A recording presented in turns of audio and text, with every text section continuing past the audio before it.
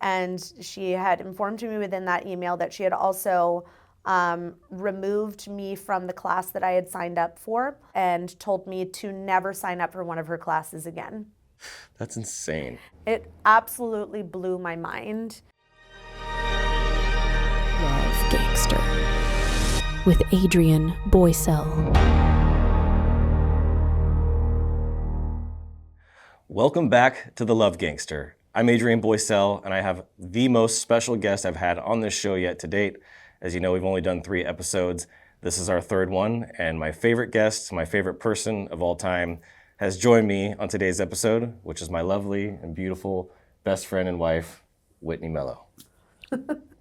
Thanks, babe. Yeah. It's good to be here. Me too. Good to have you here. You look great. Thanks. I was nervous about that. If you can't tell yet, I'm trying to get her to blush. Is it working?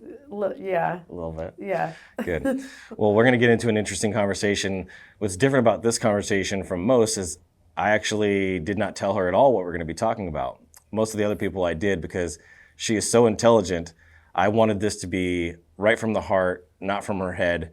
And I wanted her to be able to give you guys her message without having it scripted or thought out. So she has no idea what we're going to talk about today, but it's going to be a lot of fun because I know where we're going. I know the direction I'm hoping this is going to go. And what I did with Jordan and what we did with Leighton, or not Leighton, what I did with Jordan and what I did with Corey was hearing about their past, hearing about their present, and hearing about their future. Although I think that's a decent way to go for these past episodes. For you and I wanted to do something a little bit more different, a little more special. My point for this episode was to hear about your approach to love and your approach to loving on people and from the acts of service perspective, because that's really what you've helped me get better about in my life and my relationships and in business. Like I have been able to serve people at a higher level because of you and because of your leadership as someone that is an acts of service person that's constantly helping and serving people. Okay. So you ready for that? I am. Cool. So a little bit of a backstory for her and I. We've been together since 2017, married in 2018, but we've known each other since we were kids, 16 years old. And I met her at her house party, of all things. And some of you guys that heard the story on the radio show that I proposed to her on may have heard a little bit about that, but we've known each other since we were kids. And we were friends at first, and then we had a little stint at 18 where we were seeing each other, and then I wasn't ready for a relationship like a dummy, and she was, and she wanted something, and I wasn't ready. And then over a decade goes by, and I saw her half a dozen times at restaurants and different places around town, even church, and finally pulled my you-know-what out of my you-know-what, my head out of my you-know-what, and ended up realizing, like, oh my gosh, this is my person. This is the one that God's been trying to show me all along. I've just been trying to do things my way instead of doing things his way. And so we have had an amazing, but also challenging and beautiful relationship that has created a situation where we both had to grow in profound ways. And so I want to talk about that part because I feel like that's where people are going to get the breakthrough. I almost wanted to say, like, it's going to be kind of shower talk. Yeah. Inspired. Right. That was kind of the goal of this, which you probably already knew because she knows me so well. I'm pretty predictable at this point, but I wanted to kind of have that vulnerable shower talk conversation of some of the things that we've gone through in our relationship where together, right, friction points that we had together, but also as individuals and what it forced us to overcome. Mm-hmm. So what would you say over the course of the last 6 years married almost and next month and 7 years together, what would you say has been the biggest shift and change for you? Ooh, that's good. I would say that the biggest shift and change for me was the inner healing I needed to do. Oh gosh, you put me on camera so I could come here and cry in front of all these people? No. Okay. I needed to heal so that I could receive your love and your provision and your leadership. And I needed to believe that I was worthy of that. It's beautiful. And that took a long time. Yeah, it's been a journey, a beautiful journey. I think my big thing, and we've talked about this a lot, was healing. Same thing, it was healing, but in my healing was healing the mother wounds, healing the father wounds, and being able to feel respected by a woman, like truly respected and loved unconditionally. When somebody says they love you and not just like abandoning you, right? Those childhood abandonment type of challenges that I had. And you were the first person in my whole life, first female, including even my grandmother. Like my grandmother, as you know, was the mom to me. You know, she was there my whole upbringing, but even at the end, she even abandoned me. And I have abandonment issues that I don't even know if I've 100% fully processed yet around my grandma, of her taking off and deciding to go live with my dad, who's been terrible to her entire life. And so I've been nothing but sweet and loving and caring and supported her through every major season of her life. And so I had to heal those things. And you helped me heal those through that process. And what's interesting about it is the person that I was able to become in that process, the strength that I realized that I had, and the leadership abilities that I didn't realize I had, happened because of you. So you've made me a stronger leader, a stronger husband, a stronger partner, a stronger dad. Like I've sharpened who I am as a person in every single way because of that. Yeah. Yeah, and I think, we've talked about this, and I talk about this with my friends too, because, we're in our 30s, and, a lot of people in our age group and people that we're close to, like, they're also, like, in their 30s, and, we all white-knuckled our way through our 20s thinking that, things like life would start in our 30s, and I think that in a lot of ways that, it has, although I miss my 20s, I will not lie. The energy from my 20s was amazing. Yeah, definitely. And so there's been a lot of shifts coming into my 30s, but, one thing that, a lot of people in our age group right now have in common is that we're all going through the throes of like some serious and like rapid inner growth. And a lot of that is taking place within the container of marriage. Mm-hmm. And I think that, unfortunately, like society, and maybe this is a global thing, I don't know, because like culturally it shifts, like from culture to culture, from, just family to family system too. It's like where we come from. But like ultimately, I think many of us were sold, we were sold a dream. Mm-hmm. And within that, there have been a lot of veils, manipulations, and even lies. And what marriage really is, at least this is where what I've come to in this season of my life, is what I've learned, that the greatest value to me personally of marriage is that marriage is a fire that purifies you. Yes. And I don't think that I really understood that when I made my vows with you. Wow. I did not understand that because, and we'll just kind of like reel it back a little bit. At the time that Adrian and I came together and started dating, and we were like quickly engaged afterwards, 4 months. Yeah. Well, not having sex until you're married will, do that to speed you. That process well, up. yeah, we'll speed that process up. There's all kinds of tensions that are happening. And time is just flying at that point. So he actually proposed to me after just 4 months of us dating. And, but at that time, we were deeply involved in the evangelical church. And we were being sold a story, right? And ultimately, I don't want to place blame on anybody, because for a long time I was really angry with everyone else about what they said, what they sold me, the dangers of advice. The dangers of advice, right? Yes. And so, at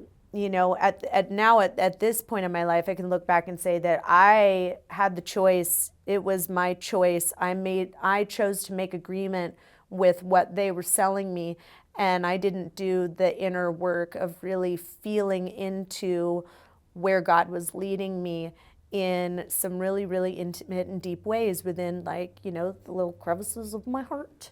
Yep. And what they sold us was, is commonly referred to as prosperity gospel. And if you're not familiar with what prosperity gospel within the Christian evangelical church system is that it's essentially like it's a performance mindset, right? If you do this, you will be blessed. Yep. And so we believed that because we were both chasing after God and we wanted godly things and we wanted, the goodness of God's riches and promises in our life, that we would be blessed if we just did it His way. That's right. And, ultimately that is it's a real signal to a lot of spiritual bypassing is what that is. And, but I was an adult. I was a grown woman. I was 30 years old and I made agreement with these things, and it was naive, and in ways it was also ignorant, because it's not as though I was like a child at that point. Like, I had walked through a lot of years of therapy and counseling and support and, 12-step program, even within the church system and everything. It's not that I wasn't educated. It's not that I wasn't aware. It's that I wasn't in touch, right? Yeah. And so I didn't realize that walking into marriage at this point in this time of my life, because this is my second marriage, I didn't really know what I was making agreement with. Yeah. And I held on to a lot of resentment about what the unfolding of that looked like when it turned out that real life was, happening to us. That's right. And I didn't understand why. Yeah. Because I thought I had done all the right things, right? Yeah.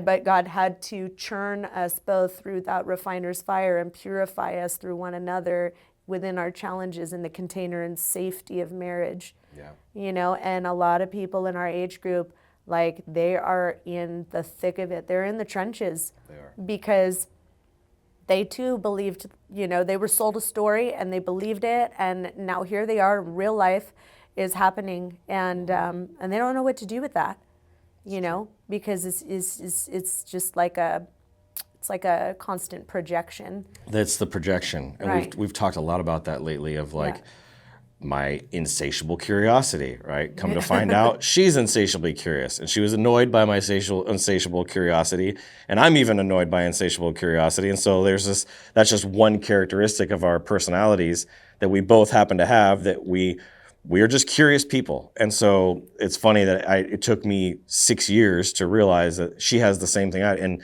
so many different things that bother us about each other, because we all have those things in any relationship. Someone's chewing on ice and somebody else is chewing on chips, right? They're all one and the same thing, right? And so it doesn't matter what the circumstances are, whatever that pet peeve is, like being able to have not just grace and love for that person, but being able to realize it's something within yourself, and to stop doing this and to start pointing it back at you. Yeah. Like, I think we knew that, like, fundamentally, like, going into it, but I didn't think we realized how much work that was going to mean for us individually, of what we were going to have to do in order to heal and fix those things, to, like, stop hurting you and you stop hurting me, and, like, I was bad with some of my actions and you were bad with some of your words, right? Like, we both had our areas where we were hurting each other, and it was like one of the biggest shifts when we went to counseling. Was his name Steve? Or is it counselor? Oh, our counselor? Yeah. No, Dave. Dave, there it is. When we sat down with Dave, and he was like, when she's mad or upset or angry or irritated, regardless whether it's about you or not, you automatically are going to feel defensive. Your walls are going to go up, because that's what your childhood was like. He's like, I want you to try this. I want you to just, instead, when she's mad and you feel like she's being prickly, right, with her words, I want you to just lean over and say, I don't want to hurt you, and how can I be here for you? It was like, the action of that was one thing, but then to actually understand what that, like, to embody that and to be like, oh, I get it now. And to actually understand that piece of it is like, regardless whether it's about me or not, being able to still lean into that person and be like, how can I be here for you? And I don't want to hurt you, right? And some of the times there has been me hurting you unintentionally, and you're never intentionally trying to hurt your partner, right? Mm-hmm. That's not the circumstances that are happening here. So being able to step back from it, let your walls come back down, because that's the natural instinct for guys to protect themselves, right? We're meant to protect things, And so to let those walls come back down and to lean in, regardless if she goes, don't touch me, right? If she's in a bad space, right? And that was one of my fears, is like, again, the rejection, was fear of rejection, which is another childhood one. So we had to unpack a lot of these things. And so our journey has been very fruitful. And there were a lot of people, very close friends, that didn't think we were gonna make it. And here we are today, 7 years later. And we had this conversation probably about 3 months ago, I think, roughly, where I was like, maybe it was like 6 months ago, I was like, I feel like, yes, God is supposed to be the foundation of our relationship, and it's the thing that's brought us both back together, which I believe with my heart of hearts that God is love, right? Yeah. And so that's why it's Love Gangster. I believe as a love gangster, as a person that has just an incredible amount of love to pour onto my wife, my child, my team, my partners, like everything in life, I have to be able to not just speak love into people's lives, but also walk it out. And that was the hardest part. Was there was areas of my life where I didn't have experience or knowledge because of the lack of parenting on my dad's side and my mother's side to actually walk it out in a marriage. And so there were people that said that we weren't going to make it, but our foundation, what we talked about was, yes, it is God. That's like the first layer of it, but the biggest foundational piece that I feel like that's kept us together this whole time was our friendship. Yeah. And I think that's what a lot of people that are struggling right now in relationships, and if that's you're struggling in your marriage, you're struggling in your engagement or your partnership or with your girlfriend or whatever that is, the encouragement that I would have for you is just go back to the basics of just being friends. And if you can't be friends and you can't have that part of your relationship, then you don't really have a whole lot to stand on. And so that's what you need to go back and do the work. And it's like, how do you just be friends again? Because every time that we would disconnect from the world, we're like, let's go on a trip somewhere. We'd spend time together and we'd hang out. We're like, holy crap. This is just like when we first started dating and we went to the reggae show together. Like we spent 18 hours or whatever, 12 hours or whatever the day was like together.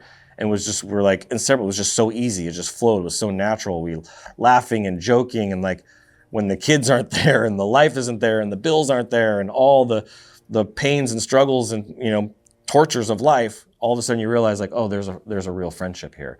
I feel like that is a solid foundation that I want people in relationships to build on, which kind of parlays me into the next piece with the amount of time that we have, is I wanted to talk about friendships, but also the love side of building relationships within the community, because you've been so good about that. And I want people to hear that from you and know that about you, is you've been so good with even your competition. And this is why I was saving this conversation for a long time, is you have a different perspective about competition than most business owners and most people in general have. Yeah. So I want you to share a little bit about that. Like, tell the story about you don't have to use her actual name, but about the competitor that you have, where you signed up for her class. Oh, yeah. Oh, well, yeah. I mean, we can talk about it. Because what's the root? We'll get to that. You're going to get to that. Right. But. So, like, just,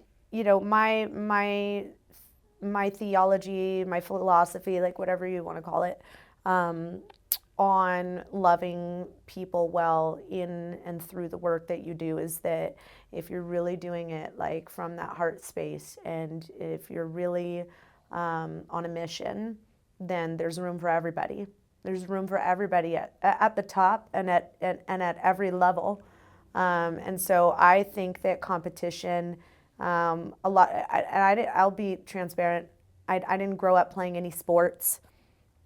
I loved dancing, and I loved comedy, and I loved, just that kind of thing. But like, so I don't really have a mentality that has been trained in and disciplined in, competitive nature. So by nature, it's just not something that's ever really been in me.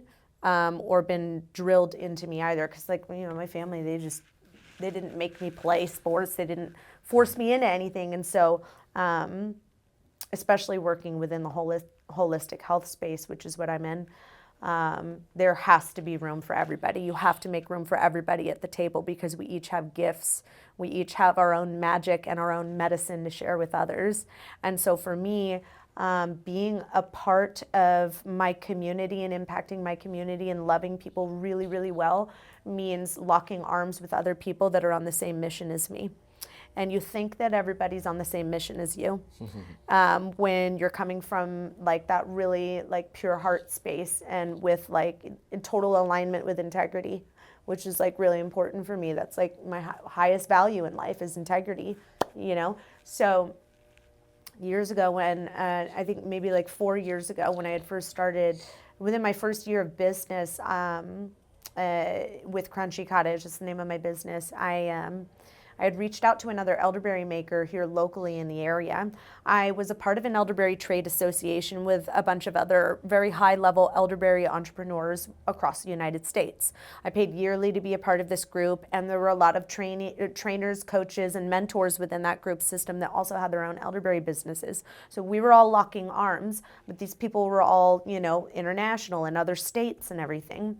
And they encouraged me to reach out to my local elderberry makers that I knew of within the community as well and lock arms with them and start to build relationships with them, because it was important that we love one another and not create competition, but create opportunity for each of us to like shine in our strengths and really just continue to up level the health and wellness and well-being of our community.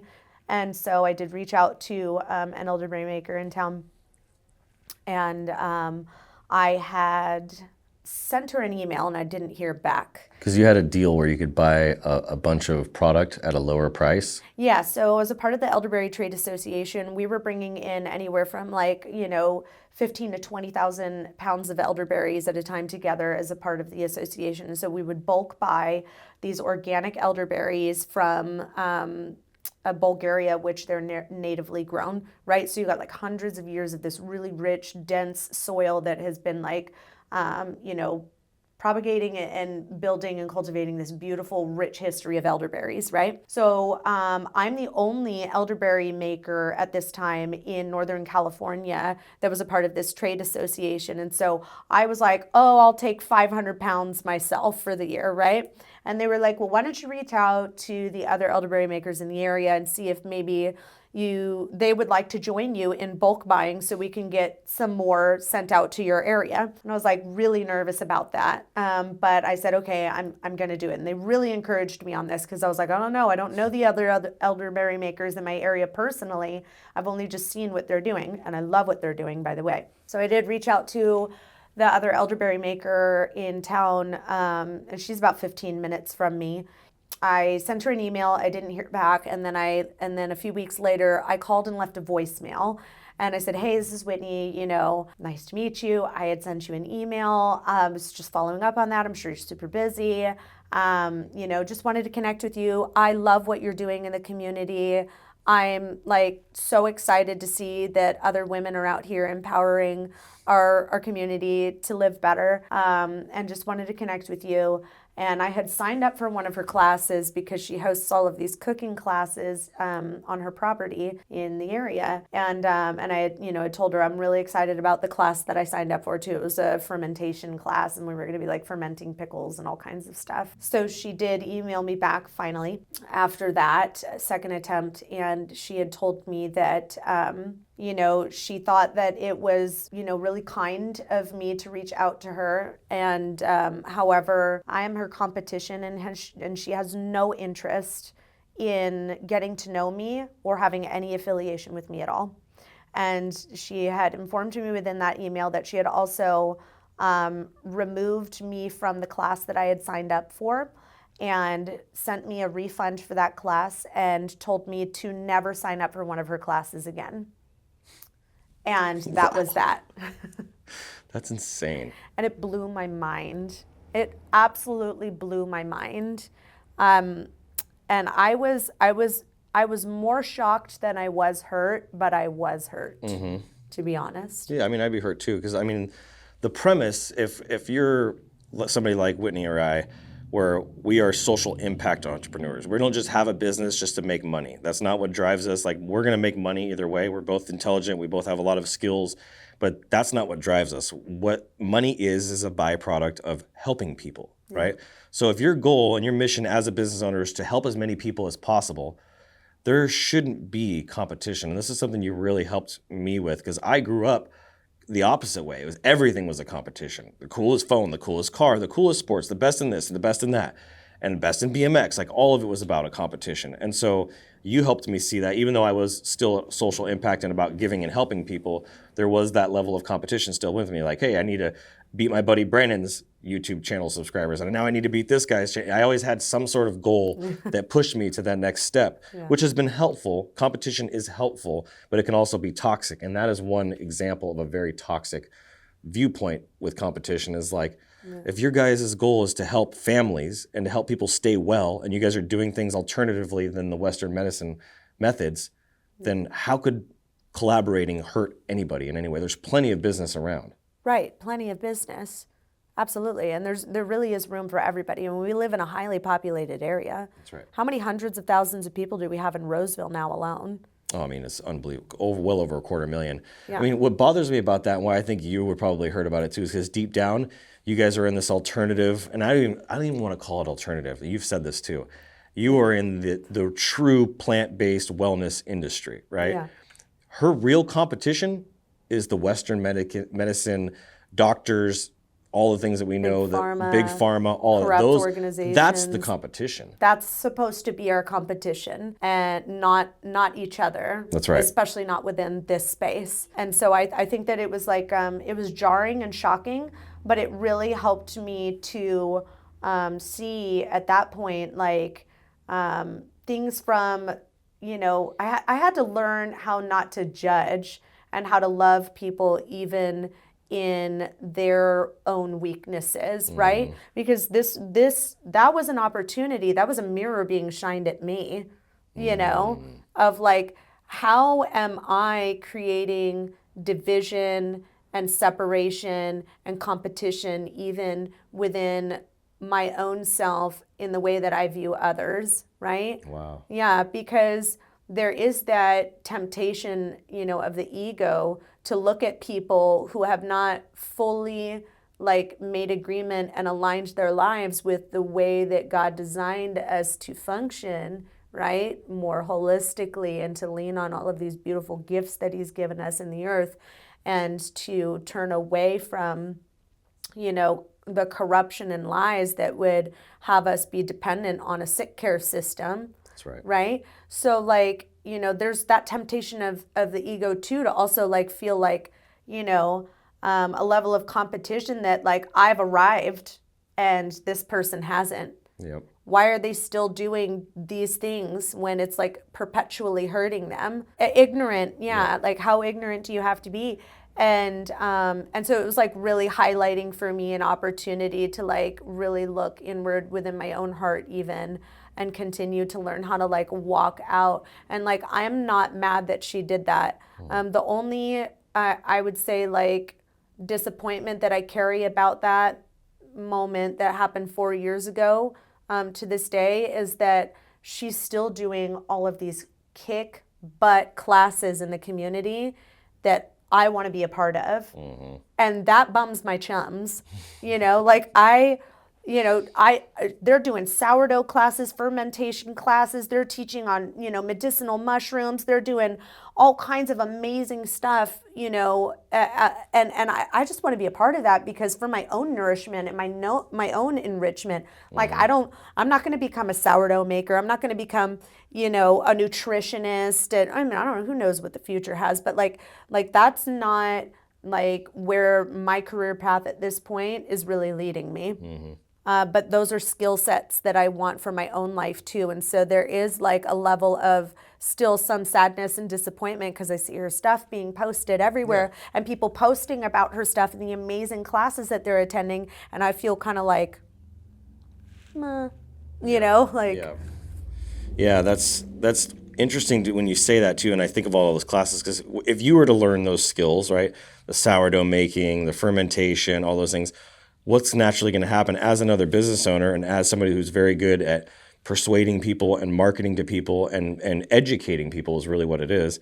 I'm going to send everybody to her. You're going to send everybody to her. A ton of money. Yep. So she would make more money for that, but then also you're going to be able to share knowledge as well. Right. Which is going to help more people, and it's going to help your audience. So she's basically isolating and siloing herself and limiting the amount of people that she can impact, because she put up the wall. She put up the barrier there. I know. And like I said, that like it bumps my chums, because I see what creating a fluid exchange of gratitude for the space that we're in, that we get to teach from, could do to elevate and like propel us both forward, right? And that's why I reached out to her to begin with. Like, hey, let's build a relationship. Are you interested in joining me in this bulk buy? And like, I want to be a part of your classes, and I'm excited to share about what I'm learning from you with others and point more people back to you. I'm not afraid of losing sales to you by pointing people in your direction, because there's room for everybody.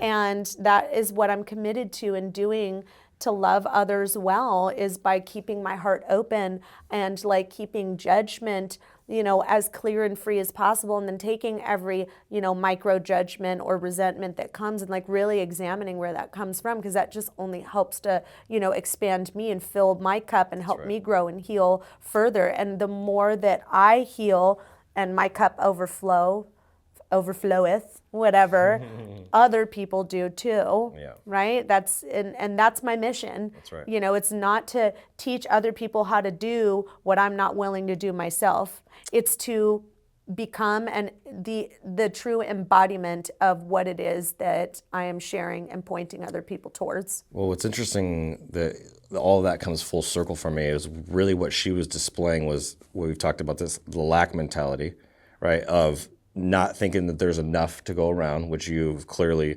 demonstrated, and we can all agree that there's definitely plenty to go around for everybody, right? Let's take market share from Big Pharma, right? Let's not take market share. We're not taking market share from each other. We're supposed to be doing life together in community. Like, this is not a competition. And I think that lack mentality is also a fear-based mindset. I was just thinking that as you like ramped up to that point, is that like, you know, even just saying words like lack mentality, like we have to use words because we're humans and we need a way to be able to express what, you know, concepts and ideals and emotions, right? All of these things. But even just like saying that sometimes, not just when you say it, but even like I say it sometimes, things like lack mentality feels like a judgment. It does. Let's break down the judgment a little bit further from there. What's underneath that? There is fear. You know, where did that fear come from? Wherever that came from, I want to be the kind of person that has compassion for that.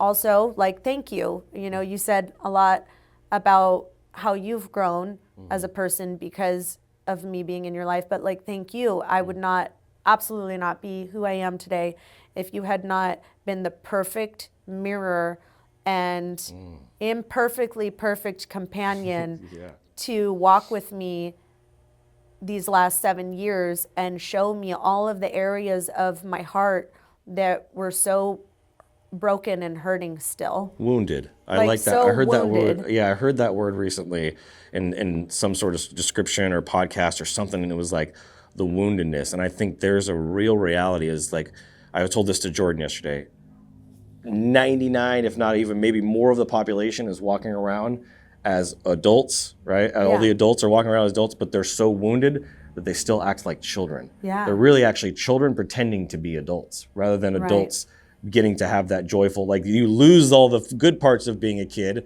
and you adopt all the bad parts of being a child. And it's like, it's not supposed to be like that. And so when you start to heal those wounds, you healed my wounds, I healed your wounds, we individually healed our own wounds, right? We had other people go out and seek, like, look at the woundings, look at the soft spots, look at the areas of your life. Faith has been a wound of ours. Jim has been a wound of yours, right? Jim has been a wound of mine, like fatherhood, motherhood, like all these different areas we've had all these. So you got to look and go deeply introspectively, which is what I love and why I feel like not only did God give me my best friend, but he gave me the person, like the iron sharpens iron. A lot of people use that phrase in business, but it's in your marriage too. And if you're not thinking about it like that, of like, this is an opportunity to sharpen each other, like so many wounds that have been completely healed, like completely gone because of the relationship that I have with you, and how far we've been able to, even though it's been messy, how far we've been able to, so messy, but we've been able to overcome, and now look where we are today. And so to wrap up the whole thing, because we talked about life and business, which is what my ultimate goal was, to get a little bit into that.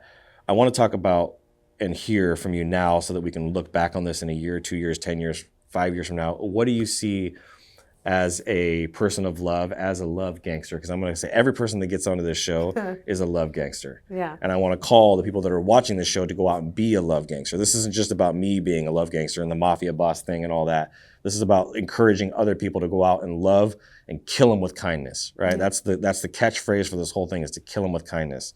Your competition, whoever that is, your ex-wife, your enemies, like go kill them with kindness. So for you, what do you see for your future as a love gangster? What is it that you want in a year, 2 years from now? That's a great question. I think ultimately, like, the space that I've been in for the last 5 years has been really fulfilling for me, teaching people about natural health and wellness and like providing tools and solutions. What I'm finding at this point in my life is to become the ultimate love gangster, like really releasing myself from the masculine energy of performance and sinking deeper down into my feminine is what is going to reveal to me what the next path is. Because like even in what I'm doing right now with Crunchy Cottage, like I am still working, and I'm working hard, and I'm grinding, and I'm being grown and stretched and pulled in ways that I never thought I would, and it's all so valuable. It's all so valuable. But what I haven't had up to this point in my life that I recently like got major clarity about is the opportunity to sink down into my feminine and see what that feels like and see what that looks like and how much more that could even like fill my heart and my cup and overflow from. So like I have ideas in my head about what it is that I want to do with my future, a year, 2 years, 3 years from now. But in my heart of hearts, what I know that I really want to do is I want to like fully flourish in and sink into my feminine and see where God takes me in that first. So this is great. I'm now challenged in that, is like I'm leaning more into my masculine, and we've kind of discovered and God has put people around us that have a lot of experience in this and masculine and feminine. But for people that are completely in the dark, that don't know anything about the masculine or the feminine, and they don't realize, women that are single moms that are having to be dad and mom, right? And dads that are having to be mom and dad, right? Yeah. Like those are realities that people are facing, but they don't even realize that they're operating, right? We know people that don't even realize they're operating in the masculine as a female. I didn't realize it myself. I mean, I was, at the point that Adrian came back into my life, I had been a single mom for 7 years. And I was raised by primarily a single mom as well. I don't want to discredit the fact that I have like this beautiful stepfather in my life that raised me too, but there were some years in between while they were struggling in their marriage and years leading up to them even coming into each other's life. Like my mom was a single mom with me until I was 7. And then there was a lot of years of, challenge and turmoil even between them two. And so it was like my mom carrying a lot. And then I came into single motherhood after my first marriage, where I, was living in a marriage of, where there was domestic violence involved. There was a lot to heal through, right? But there wasn't actually really time for that. Because when I left my first husband, I left with the clothes that I had on my back and what I could fit in a suitcase, my 11-month-old son in my arms, and we got on a plane and we flew right out of hell. It was a one-way flight. That was really hard. I had to start over with nothing. Yeah. And that I lived my life, and that fear of failure fueled me for a lot of years, and I don't want to discredit, right, because we talked about fear being a wound. That's right. But that wound is what fueled me to discover my greatness. That's right. Right? I needed that at that time in my life.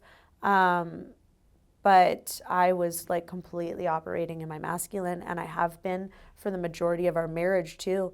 And that was hurting me. And I had no idea, and like, I'll just give like an example. For instance, I always said that I never wanted to be a stay-at-home mom. Oh, I don't know how many times I've heard that. He's heard it. Everybody's heard it, right? because I was operating from that wounded place of not even knowing what that kind of life would look or feel like, because I had never been given the chance, not in my upbringing, to see what that looks like, nor in my many years as an adult up to that point either, or up to this point, I'll say, because really it's only been in the last year that I've, like, because of the inner work and like inner healing I've been doing and leaning into my feminine, that I'm discovering that actually, like, this is a new dream. Maybe this was always a dream, but I never gave it the love and the time and the care that it deserved to be heard and felt. You know, because I was so afraid for my life that failing would be my demise. That's right. You know, and my family's demise and my children's demise. You know, and so yeah, I don't know what the next few years like tangibly looks like as far as like my career path, or, you know, I have ideas, we have goals, we're talking about ways to like eject me from the matrix of Crunchy Cottage, which is amazing, but also really taxing, right? Yeah. And like how to grow Crunchy Cottage without having to pull me along with it, right? Own a business, not run a business. That's right. Right? And like let it just take off without me. That's right. But like, you know, with me in the background just being like, woo, you know, like right. get what you need. Well, doing the playful, fun things like coming up with new products and speaking Right. about it and teaching people about it and creating your own podcast and things Yeah. like this. Like those are the fun things that you can do from that feminine space while still Right. really bringing a lot of change and a lot of impact. Creation is a very feminine, in touch, like energy. Yep. And that's what I love the most about what I do is every time I'm like, right now I'm making a new product. We're getting ready to launch it like next week. Yeah. It's a magnesium cream. And like I botched my first attempt at it a few nights ago, and I went to bed just crushed about it, right? Because there was so much anticipation and excitement leading up to that moment. Okay, I'm finally in the kitchen and I'm doing this thing, and I botched it really bad, but I know what I did wrong, and now I'm so excited to get back in there, and I'm so excited to develop and create this beautifully nourishing product to help people get deep rest and, really like help to support their nervous systems. And, rest is a virtue, and so many people are missing the connection to that innate need that they have, right? So like, this is where I want to operate from. So I don't care where I end up in 3 to 5 years from now and what it looks like, as long as I am like wholeheartedly in whatever it is that I'm doing. And I'm able to do it in a soft and loving and connected way, like really like grounded deep down into my heart. Beautiful. And I know it'll be beautiful, whatever that is. That's the feature that I wanted to hear. Yeah. Yeah, that's a beautiful thing. So every single one of these episodes I'm going to do is always going to include some sort of form of a challenge. Ooh. As a love gangster, you got to go out there and make a difference. And so the first week with Corey, it was buy a drink, a coffee, food, something for the person in line that's behind you. Last week with Jordan, his thing was to go give some clothes to somebody. Okay. Right, so everybody's got some sort of thing they want to do. I was originally going to be the one that was going to give the challenge to people, but I think it's a better fit to have the guests, and especially this beautiful guest of honor here, to come up with what that challenge is. What if you were, because you walk this out every day. So what is one thing that somebody could do that you would challenge them to do today to go out there and be a love gangster and go love on somebody? Yeah. This is going to sound ridiculously simple, but this is something I have been doing for a lot of years, since before you came into my life even. It's a personal challenge that I have for myself. And I've like committed to doing this every single week for probably the last 10 years. And it was out of my woundedness and my loneliness and my own need for love and community in my life that I started doing this for myself.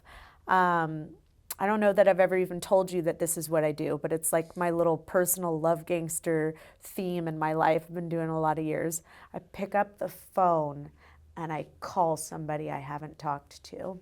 Ooh. And it's so simple. Wow. But it is, I mean, I can say it has like so richly blessed me And it also blesses the people that I call to, and they tell me all the time, you don't know how much it means to me that you call me Whitney. Wow. Like people telling me it has changed their life. It has like taught them how to love, how to receive love. You know, and it's like so awkward for some people sometimes. Yeah. Some people like literally pick up the phone and they think something must be wrong because I'm calling them. And I'm like, they're like, hey girl, is everything okay? Yeah, why? Well, I don't know. It's just that, you know, you were calling me. So people feel seen, right? When something like that feel happens. seen. Yeah, that's powerful. And that costs you $0 to do. So that's your challenge. Pick up the phone and call somebody that you haven't talked to in a while and just let them know that you care about them. Let them know that you love them. No strings attached. Just call them and ask them how they're doing. I was thinking about you. How are you doing? And, you know, pick up where you last left off. That's right. How did this thing turn out? Yep. You know, and like obviously like frame it with like, do you have a few minutes to chat? That's you right. know, Exactly. right? Because, you know, some people might be in the middle of something, but like just make sure that even if you don't get to have like that connection at like call right at the first go when they're like, actually, I'm busy right now. Like just make sure you let them know, I was thinking about you. I wanted to call you. It speaks so much, so many volumes for people. Amen. Yeah. Well, how about that for an episode with her? I told you it was going to be amazing. So this is the third episode of the Love Gangster. I'm so grateful that all of you tuned in. You know what your challenge is. For those of you that do it, I want to hear about it. Who did you call? Did you call your mom, your friend, your cousin? Put it down in the comments of this video or the podcast, whatever you're listening to, and let us know. We actually want to hear from you. This is not just a podcast or a show. This is a community. We're building a community of love gangsters. We want to all go out and start serving and making the world a better place. And so I appreciate all of you guys tuning in on this episode with us. I think it might be a little bit longer than a normal one, but it's packed with so much value and so much love. So thank you guys for tuning in. I'll see you guys on the next one. I'm Adrian. Oh, and as always, Keep looking up.